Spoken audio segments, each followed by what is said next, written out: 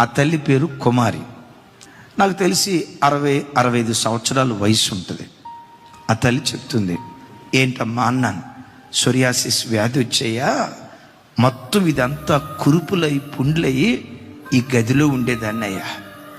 భయంకరమైన చీమోసన, దుర్వాసన, నేనే తట్టుకోలేకపోయేదాన్ని అయ్యా. ఈ గదిలో కూర్చున్నప్పుడు ఆ వాసన వచ్చినప్పుడు నాకే వామిటింగ్ సెన్సేషన్. దరిదాపుగా సంవత్సరం పాటు బాధపడ్డానయ్యా.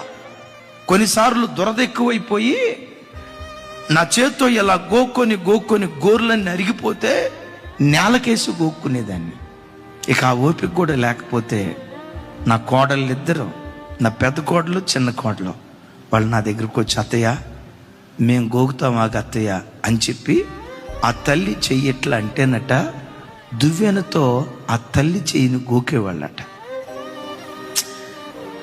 ఆ కాళ్ళలో నుంచి వచ్చే ఆ చీమి వాసన తనే తట్టుకోలేకపోతే ఆ కోడల్లో దూది తీసుకొని ఆ గాయాలన్నీ తుడుస్తా, అట్టించి రకరకాల ట్రీట్మెంట్ చేస్తా, ఎంత కూడా అసహించుకోకుండా నా పట్ల ఎంత కనికరం చూపించారో నయ్యా, ఎంత దయ చూపించారో నయ్యా. నేను చేసిన ప్రార్థన నాలో ఎంత పనిచేసిందో, నా కోడలు నా పట్ల చూపిన ప్రేమ నేను ఇట్టే బాగుపడేటట్లుగా దేవుడు కృప చూపించాడయ్యా. చూపిస్తూ వాళ్ళని కూర్చుంటారు, అయ్యా వీళ్ళిద్దరూ నా కోడలు కాదయ్యా, నా కోడలు కాదయ్యా, నా కూతురుల కంటే ఎక్కువ. కూతురు కూడా ఇలా పరిచర్య చేసిద్దో చేయదో.